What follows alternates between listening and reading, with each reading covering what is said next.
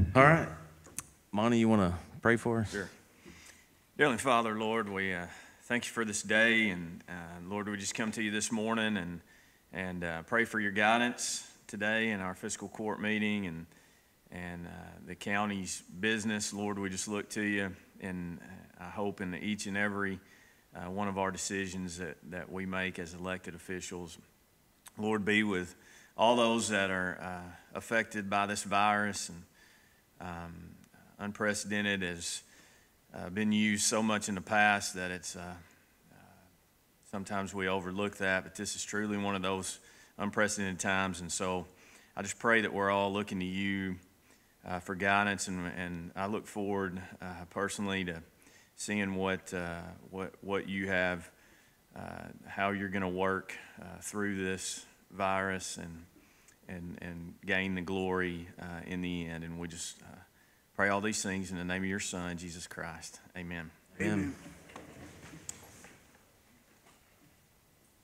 Pledge allegiance to the flag of the United States of America and to the republic for which it stands, one nation, under God, indivisible, with liberty and justice for all.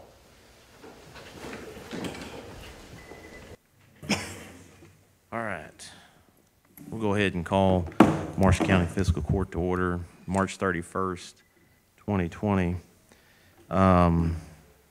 I've got, when we go down to executive session, I'll bring back up, I didn't bring up the road department letter, but I'm going to read that before we leave today. We'll get into the Attorney General order. This is still, I think the option to appeal is still on the table. I want to say the 30 days takes us into April. But if you think that it's best we not discuss this, or we can discuss it, I would say not discuss it. Okay. Since there's still a chance that we could. all right, so we'll table this and we'll wait till that 30 days. And I think that 30 days, It was issued. it was 2 weeks ago. It was March. Yeah. The date on the appeal for the March 17th. Yeah. So, So it's in mid-April, so we'll wait. is that right? Um, Middle of April. yeah. Okay. Old business, approved the minutes of March 17th. Yeah, move we approve it. Second. Wait a second. All those in favor say aye. Aye. Any opposed? Motion carries. Just for the record, we are in the big fiscal court room, and there's only 10 people here, so we wanted to let everybody know that we are taking the directive seriously, and so we're spaced out, and I think we're in compliance with what's been suggested. Yep. And we put out that we've got a live stream. Did the Senate Bill 150, I believe the governor signed, or do we know if he signed it? Haven't heard if he's. Haven't heard? I Okay. know it's on his desk, but. I could swear that yesterday in his 4 o'clock that he mentioned signing that bill, didn't he? Yeah. Did he? Okay. Yeah.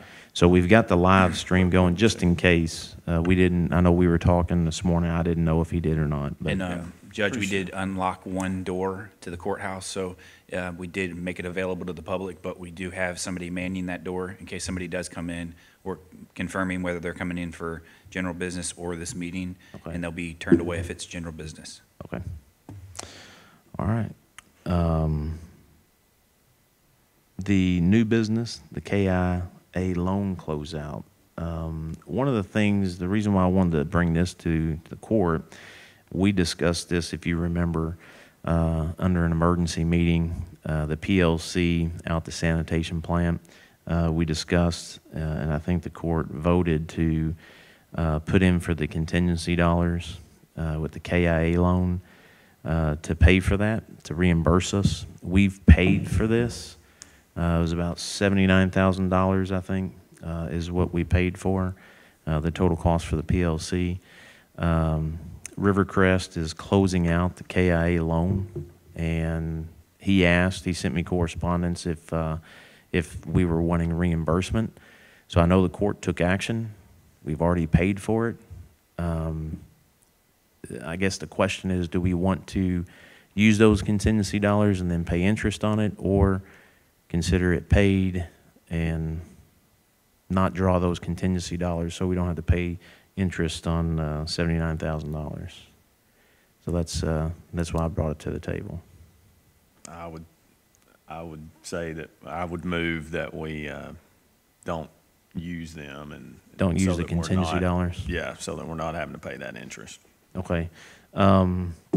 Since he's closing out the KIA loan, the court did take action, so I would say we would need a motion to not Rescind? use, I would say Yeah. take a motion not to use the contingency dollars to pay for the PLC. Yeah. So moved. So is there a second? Second. All those in favor say aye. Aye. Aye. Any opposed? Motion carries. And I'll let Chad know as soon as we get done that he can go ahead and close that out. Board appointments. Fair Dealing Olive Fire Protection Board has a vacated position. Logan Robertson's term to expire January 1st of 23. I'd like to appoint Merle Probasco, who lives in that district. So moved. Is there a Second. second? All those in favor say aye. Aye. Any opposed? Motion carries. Also with East Marshall Fire Protection Board, to fill the position vacated by Carl Etienne, his term to expire June 30th of 21st next year. Carl is moving to Florida, and so he's not going to be finishing out that term. And Casey Olorowski is who I would like to appoint to that position. So moved. Is there a second? Second. All those in favor say aye. Aye. Any opposed? Motion carries. Personnel sanitation title change. We looked at Jonathan Smith. He's Brad. You can probably discuss it a little bit better as far as a Sure. level 3 and a level 4. Yeah, I think, is it class 1, class 2? Yes. Okay, yeah, his, as far as his category, yeah. So Jonathan Smith, he got certified with class 1, class 2 operator. Previously, his title was assistant operator, but with those two classifications, he's now an operator. So it's just a title change for his position. And then with that title change, he was, if you remember, we gave a $2 raise for him doing the books.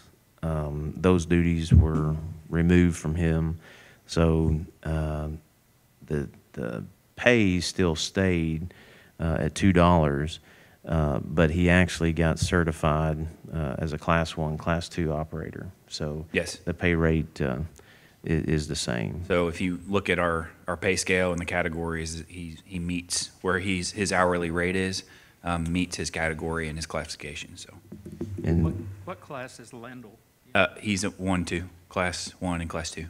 Yeah. So the good thing about that is Lindell's gone. Jonathan is classified to, got the certification to run the plants. now and we can discuss this at the next court meeting. With the class 1, the class 2, he is a level 3 in Lindell? our pay code. Category?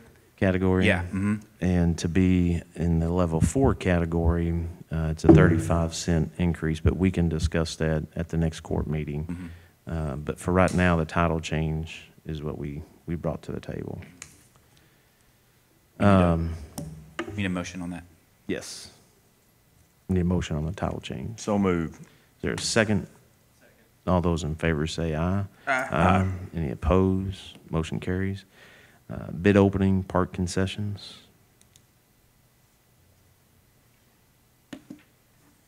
Advertisement was placed in the Tribune Courier Tuesday, March 17th, 2020. The Marshall County Fiscal Court will be accepting bids to provide concession services at Mike Miller Park. Bid specifications can be obtained electronically by emailing parks@marshallcountyky.gov or in person by visiting the park office at 596 U.S. Highway 68, Benton, Kentucky 42025. All bids must be delivered to the Marshall County Judge Executive's Office at 1101 Main Street, Benton, Kentucky 42025, no later than 12 o'clock p.m. on March 30th, 2020. Marshall County Fiscal Court reserves the right to reject any and all bids. We didn't receive any, so I think at this point we're good to move forward with offering those services for anybody that wants to. So still be a contractual agreement. So when we do identify a vendor, we'll draw up a contract with them and have to go through court for approval. Correct? Yeah, and we've got a pretty good agreement ready to go. Yes. Yeah. Yeah, we've been working on that. So. All right. Audit engagement letter. This is for the next audit, which will be 2021, year-end 2020, June 30th of 2020. Romaine, you should have a copy of it. If we want to go ahead and approve this, then that way they can start our audit process. One of the things that we got into, I felt, wait until the last minute to get an audit service to come in. When we were doing the bonds, they were looking 2 years prior, 3 years prior, and there was a period of time where audits can take longer, and we had at least 2 audits, 18 and 19, that we didn't have. So getting out in front of it now and identifying who's going to be doing our audit. We did send the letter to the state. They're not going to be doing our audit, so we can now go out and keep it's a professional service. They did our audit last year for 18, and they did a good job. So, Move we approve it. is there a second? Second. All those in favor say aye. Aye. Aye. Any opposed? Motion carries. Item F, ordinance 2020-01 occupational tax deadline. I'll let Erica talk a little bit about this. We do have an ordinance, but I'll let Erica talk a little bit about this. Okay, so I thought we should discuss the kind of implications of changing the tax deadline. So what normally happens for net profit returns, that are the yearly returns, they're due on April the 15th, and that coincides with the federal tax return deadline. The reason that is because our net profit form directly pulls numbers from a federal reform. So there's one aspect of it. A company can apply for an extension with the federal tax return, and they can also have an extension for us. They fall around the same deadline. It's an additional 6 months. That extension puts it out to the 15th of October. So currently how it works, without us changing anything, when a business wants to do an extension, they have to file an extension with us, and they pay a estimated tax payment of what they think their tax payment is going to be by the time they turn in their form. So extending the deadline to July 15th, the federal, from what I can tell researching with IRS, they have not extended their extension deadline. So usually from April 15th to October, 6 months. So you would think maybe if they extended the deadline to July, they would have another 6 months on top of that for an actual extension, but they did not do that. So they left the extension deadline at October the 15th. So if we extend our deadline, if we extend to July 15th, then we are pushing our receipts that we anticipated for this fiscal year into next fiscal year. So as of right now, which is, so through today's date, right now we're at the very last day of Q3, we have collected $4.188 million. So I actually have this for you guys. I sanitized my hands before I came in here. Through what, today? Is that what you said? Yeah, so through today, the very first is a little light yellow.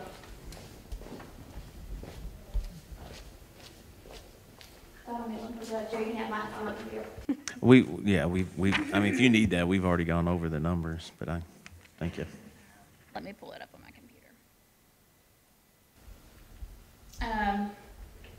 So we have 4.188 as of today. Historically, in the fourth quarter, you'll see I pulled several years. We bring in about 1.5 million in the fourth quarters of those years, around that. And then if you kind of look below, I have a breakdown of what in 2019, what portion of that was for the net profit and what portion was for the quarterly withholding, with which we should still get in time this year. So the quarter that we are in now and today, we usually get the quarterly employer withholdings from paychecks by the end of the next month following the end of the quarter. So that should not change. And that is the bulk of that money usually. So we're looking at potentially, say, $350,000 that we would be pushing from receiving this tax year into next tax year. That's just based on estimates of what happened in 2019 and how the money came in 2019. Okay. What do you think? What's your position? Well, you're asking a person who has not been here for this portion of the year yet. This is the first time I'm getting to the fourth quarter with occupational tax. So what I think is that we should get this quarterly return as normal. So we should get about 1.2 of what we expect, I think. If we get that, we'll be in line with what we need as far as to meet what we've budgeted to receive and to meet what we're used to having as far as a leftover amount to start the next year with, as long as those monies are not affected. Now, they shouldn't really be affected because that quarter is based on January to March. And people have been working up until, middle of March? Mm-hmm. So we're talking about maybe 2 weeks that were affected. And that's assuming that businesses aren't going to have problems with cash flow and stuff like that. So if we extend it, I think we'll be fine. I think if we didn't extend it, we would probably have a higher portion of people who took advantage of doing an extension anyway, because they are allowed to file for an extension, especially since our form is based on the federal form. So, That was my next question. It's kind of hard to do our return unless you had first done your federal. That's right. Yes. And so in the past, so the way it normally is, if a person files an extension to go past the April 15th deadline, they still have to pay an estimated tax payment. I just said that earlier. So kind of researching the decisions that some fiscal courts in Kentucky are making right now, they're allowing for that extension to July 15th without making an estimated tax payment. So that's why we might have that gap of time where guessing on what happened in 2019, we're talking about maybe 360 grand that we'll be pushing from this fiscal year to next fiscal year. But yes, it would be difficult for a person to finish this return without having first finished their federal return. And within this, we don't have that in anything in there as far as the October date, though, right? Do we need something in here about the October date so that it's clear that we're not given a 6 months right. from You may July? want to specify, yes, that the extension deadline is still October 15th. That has not Or the changed. extension deadline matches the federal Right. extension deadline. Right. Could we just Yes. say? Well, so I would say that when I was researching with the IRS through their publications on their website, they did not explicitly say that they did not extend the deadline. It was just an implication. So if down the road, a month from now, everything's still like it is, and they extend the extension deadline, then I would say if the wording is that we're following the feds, then we're going to automatically follow the feds, right? If that's the wording and whatever we pass today. So I would say maybe decide on if you October. feel like doing, if you think that that's the best course of action, or if the best course of action is to say the extension deadline still remains at October 15th. Or I mean, it'd be hard for them to go past federal, to go into I would think it would be, another 3-month extension would be into 2021, not, so I can't see them doing that, but I understand where you're coming from. The majority of these are coming from self-employed, small business owners, I assume on this net. The net profit, it's any business that's making a profit in the county, large or small. I think, Just paying it once are typically the small business or self-employed individual, correct? Well, it's two pools of money. So the quarterly withholdings, those are withholdings for employees. It's a withholding from their paycheck. So, and then the net profit is for the business, the 1% on their net profit. So it's every business, small, large, it doesn't matter. If they have business in Marshall County, then they pay a net profit. so there'll still be some of it anyway. Yeah, the one It's not thing, just the people that are filing their Right. year-end tax And if you're thinking returns. about kind of the impact for a small business, since our percentage is only 1% anyway. So for a small business, the impact for us is not that large anyway. Now, an aggregate of Larger. all the small businesses could Yeah. potentially Yes. affect us, but well, And there'll be some, just because you have the extension, that won't extend it. right, I mean, right. And there's going to be some I that paid mine extend already, every I year. know. We have people who extend every year anyway, especially Yeah. the larger, Right. more complicated That's what I was just tax gonna say. returns. They extend every year anyway. So we're used to that flow of the money anyway.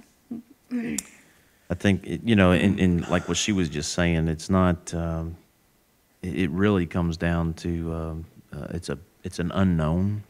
Yeah.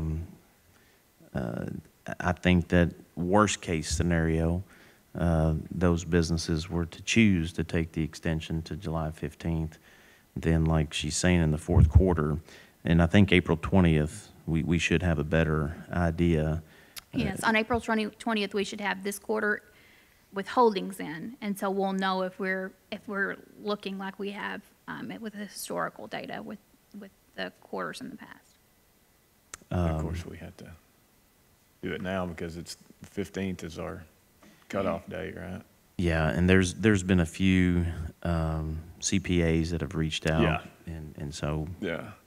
So, do we know, I know the school just passed to do this. Do you know if they matched, if they worded it to match federal, or Let me if they see, Joe put a Beth sent me a date? copy, I think, of Okay. of what they presented. Let me look. I real think quick. my only question is just do we say that that our extension date matches the federal guidelines, or do we put an actual clause in there that says October the 15th? I'd rather see a date. That could be a moving target with the federal government. We could always revisit.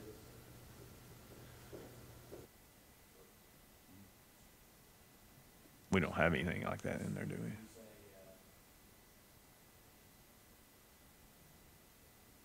All the, on that last sentence, we say all the provisions of ordinance number 2704 shall remain the same, including provisions for penalties and interest, and the extension deadline of October 15th. Does that take care of that? Yes, I would think so. adding that. Do you even need to add that if you're saying regarding, I didn't realize that, but so in 2007-04, is there a 6-month extension in that? I think part of it is like in this wording, it moving to the July 15th is being called an extension, but I think that the IRS is calling it not necessarily an extension, just moving the deadline date, because then an extension is the formal extension where you fill out the appropriate form. It's like 4457 or something, I don't know, to get the extension to October. So I think the two extensions here will be mixed up potentially. Would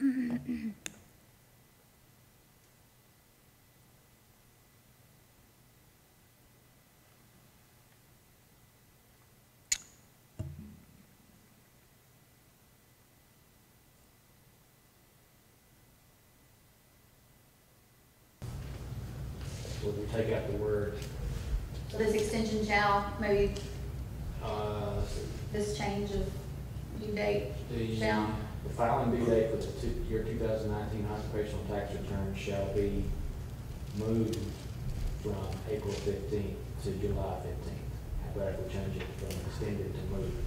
Does that suit you better? I think that would help distinguish between this and an actual extension. So change extended to moved.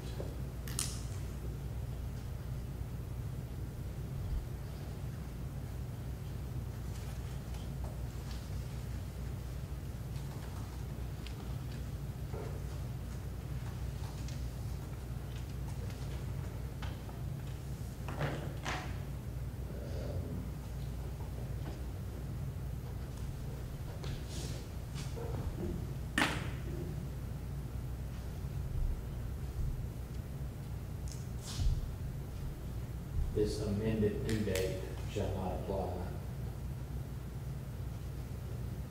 Change extension to amended due date.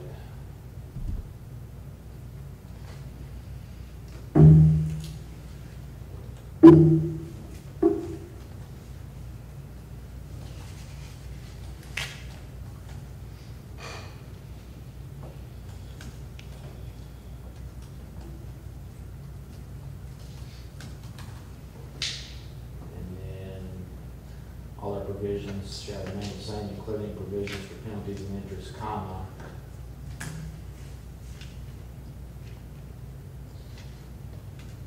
And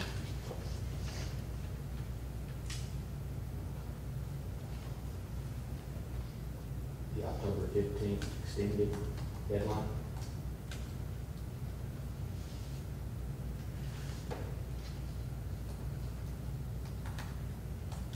Yeah, extension deadline. And do you guys want to continue to have the payment of anticipated tax? If somebody moves to extend past July 15th? Most are not doing that, right? If not all.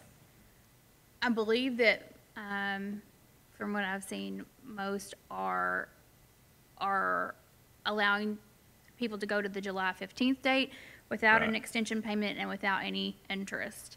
Now, from what happens to July to the end of it's an actual extension date, I have not seen information on that. Generally, people would have to pay interest and an extension payment. Yeah. Well, I would say then we match that July 15th, that no, interest, or is that what you're saying? Or no, Yeah. no estimated payment date or estimated of July 15th? I think that would change the last line, because our ordinance 2007-4 has that interest has to be paid, for any tax return coming in after April 15th.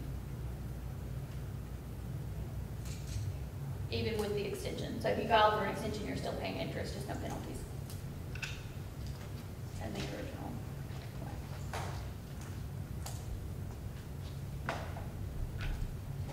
Isn't it worded though that it's days past the due date? Isn't that that's I don't know the exact wording. I can pull it up. Yeah. Oh, what was the? 2007.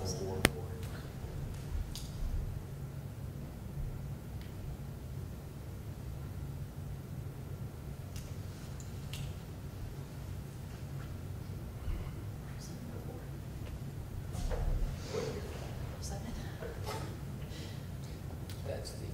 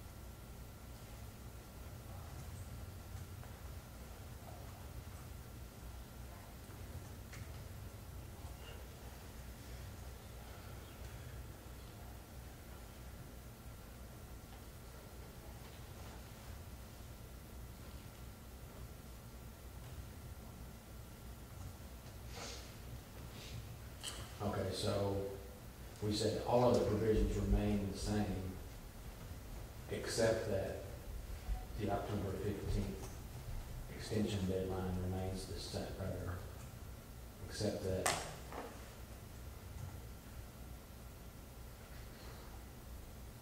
This last part.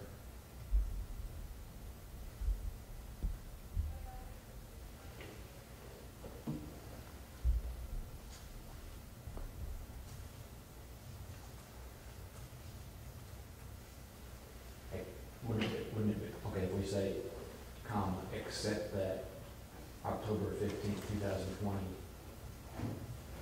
shall remain the same date for an extension.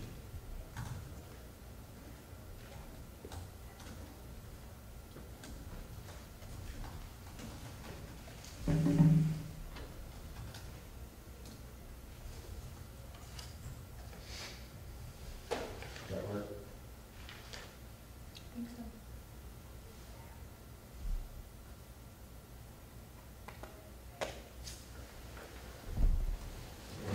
Same date. Same date. What? Same date. Date. Did you have date in there? Oh, except that October, where? Shall remain the same date. Date, oh, for an extension.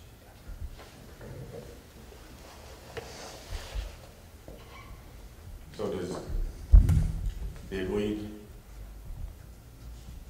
what about the interest and what about the payment? This reads like the interest will remain, the same. So anything past the deadline, past July 15th. Okay, past July the 15th, not April 15th. Right, because it reads Okay. as past the deadline, and we're changing the deadline with it. Okay. Okay. So we read it in full. Yeah, okay. An ordinance declaring an emergency and amending the filing due date for 2019 occupational tax returns, whereas states of emergencies have been declared by the executives of the federal, state, and local governments due to the coronavirus pandemic and the negative effects it has had on business and society, whereas the Internal Revenue Service and Kentucky Department of Revenue have extended filing deadlines for 2019 income tax returns from April 15th to July 15th, 2020. Whereas Marsh County Fiscal Court previously enacted ordinance number 2007-04, which therein established a return due date of April 15th of each year for those occupational taxes not calculated on a fiscal year basis. Whereas Marsh County Fiscal Court wishes to be consistent with the state and federal government on extending the filing deadline under these emergency circumstances, now therefore be it ordained by the Marsh County Fiscal Court as follows. Notwithstanding the requirements in 2007-04 regarding the filing due date of occupational tax returns, the filing due date for the year 2019 occupational tax returns shall be changed from, I can't read that. So, shall be Oh, moved instead of extended. Shall be moved from April 15th to July 15th, 2020, due to the negative effects of the coronavirus pandemic on virtually all aspects of business and commerce. This changed, This amended due date. this amended due date shall not apply to those entities filing occupational tax returns based on a fiscal year as opposed to a calendar year. All of the provisions of 2007-04 shall remain the same, including provisions for penalties and interest, except that the October 15th, 2020 shall remain the same date for an extension. Pursuant to KRS 078 subsection 2, Marsh County Fiscal Court expressly finds and declares that an emergency exists, and therefore the requirements of 67077 shall not apply with respect to the passing of this ordinance. And what that means is that we do not have to have two readings. All we'll have to do is have the reading today, take a vote, and then publish.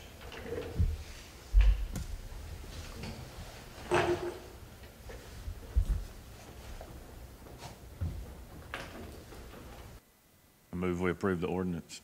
Is there a second? Second. All those in favor say aye. Aye. Any opposed? Motion carries. Item G, we're going to table this till next meeting.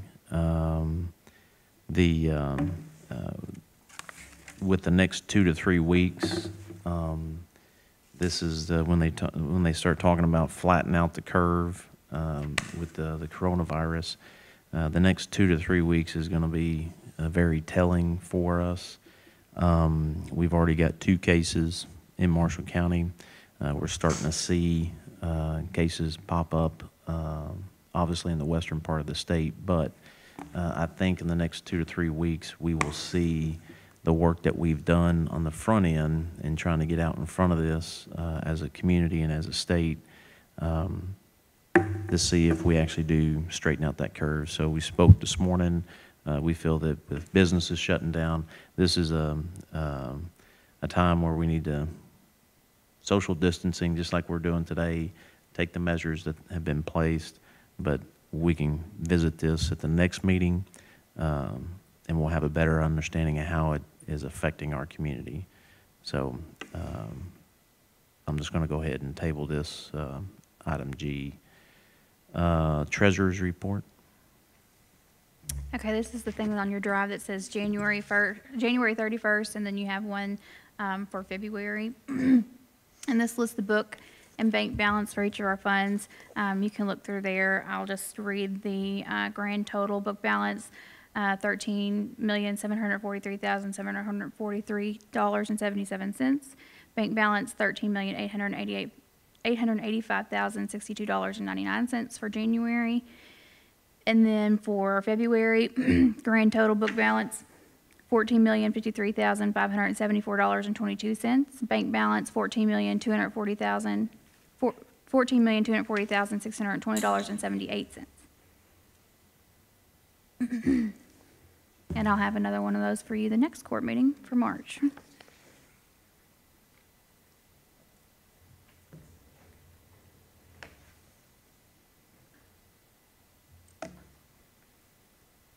Questions on the treasurer's report? Motion for the treasurer's report, subject to audit. Is there a second? Second. All those in favor say aye. Aye. Any opposed? Motion carries. Appropriations transfer. Okay, there is a transfer for the road department to move some money from reserves to bridges, and then there's a transfer for the jail to cover office supplies. At the bottom, there's also a transfer to tourism department of transient tax. It's $9,426.94.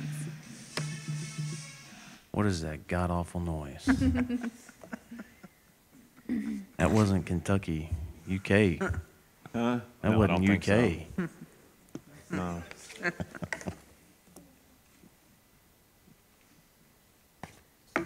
I'm sorry, Erica. Were you done? It's okay. Yes, I was just reading the sentence, Yes. but that's okay. Is there any questions on the appropriations transfer? Move we approve the appropriation transfer. Is there a second? Second. All those in favor say aye. Aye. Any opposed? Motion carries. Item J, payment of the bills. Motion to pay the bills. Is there a Second. All those in favor say aye. Aye. Any opposed? Motion carries. Need to go in executive session for litigation. Move that we go into executive session. Second. All those in favor say aye. Aye. Any opposed? Motion carries. Okay, we'll go ahead and call court back to order. We just need a motion to allow counsel to respond to the lawsuit with no interest in the passageway on which road? It's a abandoned passageway that was platted out on Oak Level Road. It's actually in the city limits. It's just shy of Colonial Drive. So moved. Is there a second? All those in favor say aye. Aye. Aye. Any opposed? Motion carries. Need a motion to adjourn. Second. All those in favor say aye. Aye. Any opposed? Motion carries.